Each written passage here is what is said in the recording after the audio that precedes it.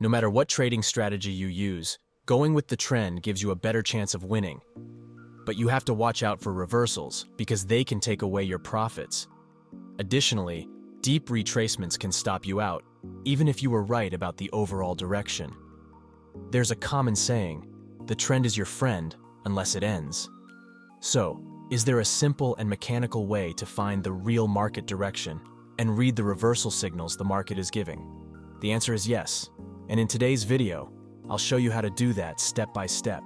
So guys, if that's something you're interested in, please smash the like button to help us create more videos and subscribe if you're new.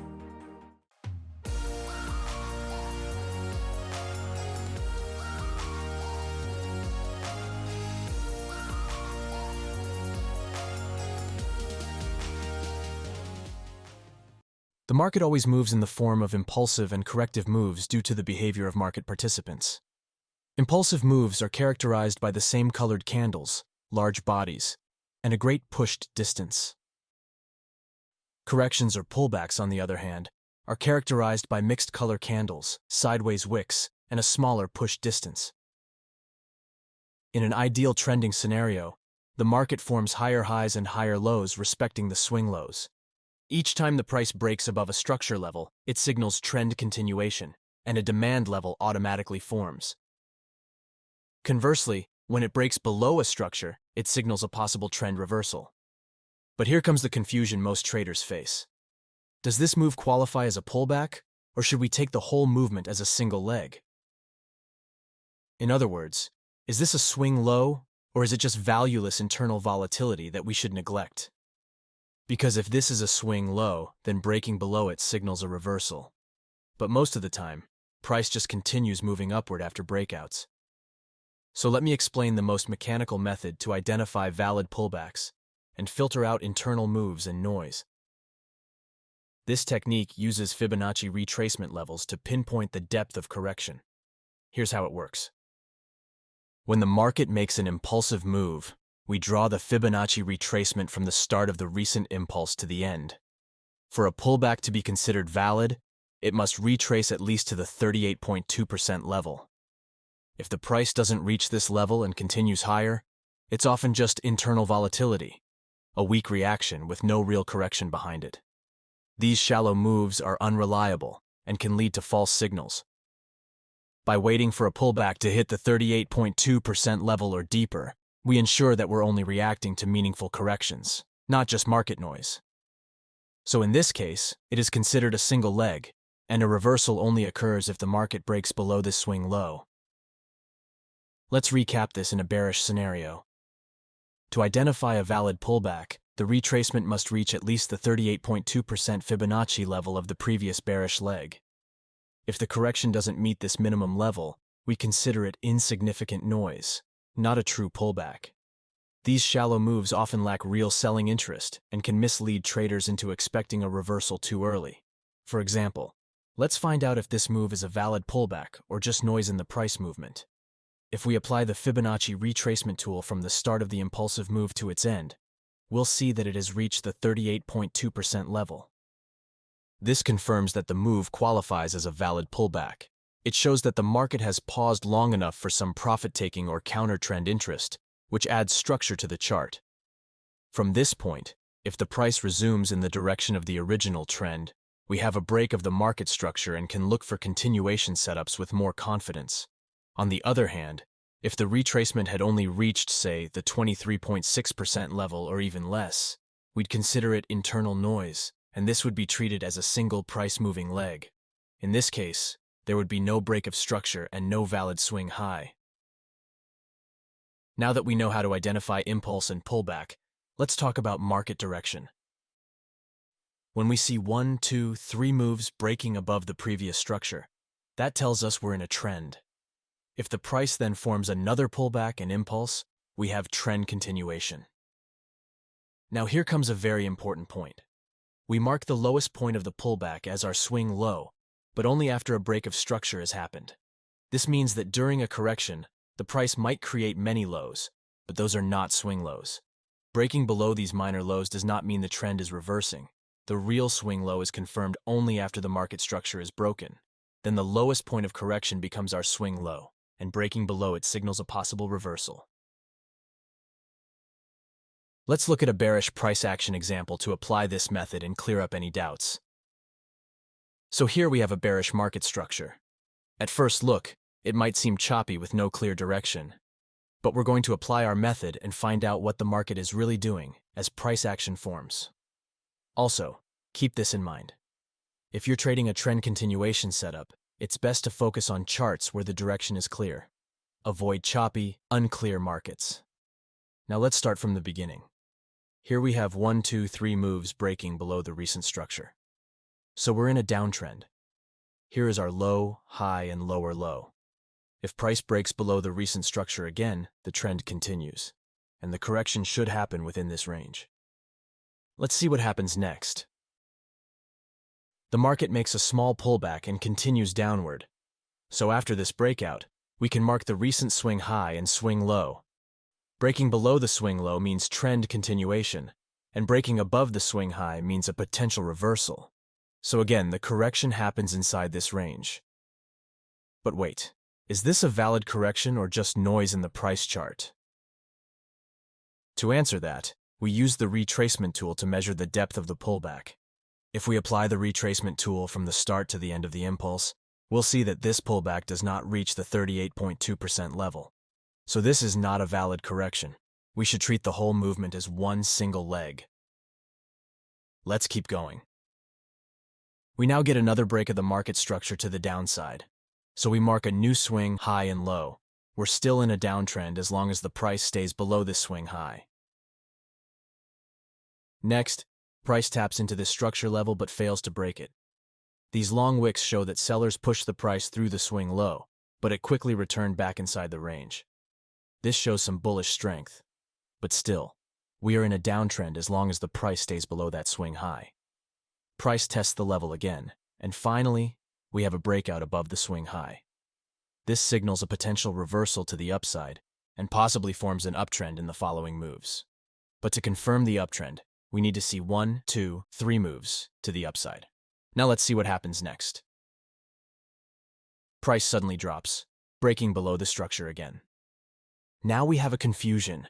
The market is breaking both up and down structures. This means there's no clear direction. When this happens, we need to wait and see which side takes control, supply or demand. Then we can look for clear impulses and corrections again. Here's another key point. Always trade when you know what the market is doing. You don't have to trade every day. Waiting for high-quality trades is a skill you must develop if you want to be consistent. Now let's continue. Price forms 1, 2, 3 moves breaking above the market structure. So now we are in an uptrend. Then we get one more impulse and correction. So yes, this is a trend continuation. As long as we stay above the swing low, we're still in an uptrend. And if price breaks above the previous level, it means the trend continues. So if we wanted to mark the market direction in this example, it would look like this. The red areas show when we had a bearish trend. The green area shows when we had an uptrend, and the gray areas are neutral, with no clear direction. Now that we've talked about the breakout, it's time to see what qualifies as a valid break. But before we continue, if you're trading futures, here's something you should know. FundedNext just launched their new futures program, giving traders access to a funded prop account where you can open both buy and sell trades, and benefit whether the crypto market goes up or down. They've added some solid features too, like 15% performance rewards during the challenge phase, no activation fee once you pass, and payouts every 5 days. There's also up to 30% off if you pre-register now, so if you're interested, I'll drop the link below. Now, we have already mentioned several times that a break of structure signals trend continuation. Additionally, it allows us to pinpoint the recent swings. But what qualifies as a valid break of structure? A break of structure is only valid if there is a candle that clearly breaks and closes through the structure level. Although a wick above this high shows that buyers were able to extend the boundaries and push the price higher, it also shows an immediate rejection back inside the range. This often resembles a liquidity grab, where stop losses are triggered for traders who went short due to the previous rejection. If we get another break with a full-bodied candle, it signals a valid breakout. At this point, we can identify the origin of this move that caused this breakout as our swing low. As long as the price stays above this level, we remain bullish and focus on buying positions. But what happens if the price breaks and closes below this high-quality demand zone? This would indicate that buyers have failed to hold the level, and sellers have taken control. It signals that the uptrend is over and a potential reversal is underway. So, when price breaks through a high-quality level like this, we can confidently say that the market structure has shifted and the momentum is now favoring the sellers. This condition is known as a change of character, signaling a shift in market sentiment. The change of character is valid except in two common scenarios. Sometimes the market structure conditions make these changes invalid. Let's break this down step by step. Right here, we have a major swing low that triggered this breakout. A break below this level might seem like a valid change in character. However, if you look at the left-hand side, you'll notice something important. This level aligns with a significant area of liquidity. Here's the deal. Many traders previously opened long positions at this level, placing their stop losses just below it. What does this mean? A massive pool of liquidity is sitting beneath that level, waiting to be tapped. Now, smart money knows this. To hunt these stop losses, they often push the price lower, sweeping the liquidity, before driving it back up in the same bullish direction. Here's the key takeaway. When a major swing low sits in a liquidity hotspot, breaking through it is often just a liquidity grab, not necessarily a signal of a market reversal. In this context, we can't classify this break as a valid change in character. If the price re-enters the range after the liquidity sweep, it creates an excellent opportunity for a long position. Why? Because the overall trend remains bullish, the sell-side liquidity has been engaged, and the next target is the buy-side liquidity. As smart money traders, our goal is to enter after the stop losses are taken out when the real move begins. Now, that's just one piece of the puzzle. Let's talk about another concept that can also invalidate a change of character: the mitigation of fair value gaps. As a smart money trader, identifying FVGs should be one of the first steps you take when analyzing a chart, because these zones often act as magnets for price. In most cases, before continuing its trend, the market pulls back to fill these gaps. This is why FVGs are critical zones to watch.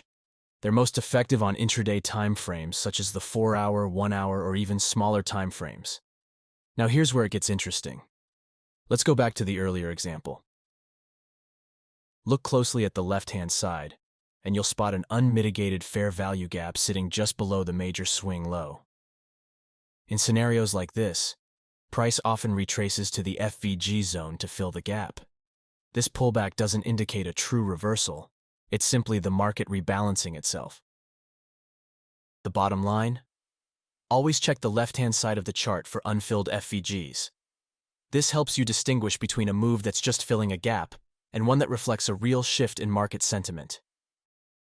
By doing this, you can avoid false signals and stay aligned with the bigger picture. Now that we understand how to identify market direction using breakouts and changes, let's take it a step further and see how the system of market sentiment actually works. The system operates based on mitigations. When price mitigates a demand level, demand takes control over supply. Conversely, when price mitigates a supply zone, supply takes control over demand. I know it sounds so strange, but it all will make sense in a minute. Imagine the market is in an uptrend, forming a series of higher highs and higher lows. Each time price breaks structure to the upside with fair value gaps, a strong demand zone is created. These demand zones remain unmitigated until price revisits them, offering ideal opportunities to trade with the dominant trend. However, if the price breaks below a strong demand area, it forms a change of character. This signals two key things. First, supply has taken control over demand, and second, a new valid supply area has been established. From there, the price continues moving downward, forming new supply zones until it reaches the next unmitigated demand area. At this point, a battle between supply and demand occurs. Sometimes this results in consolidation and a ranging market between these two zones. A break above or below the range will determine which side gains control. Now, a quick tip for the end of the video. Don't chase the market. Let the market come to you. Having patience, trusting your analysis, and waiting for mitigations can be the difference between a winning trade and a losing one. So guys, I hope this video provided value to you. If it did, please go ahead and smash the like button to show your support. And if you're new here, consider subscribing to our channel. See you in the next episode.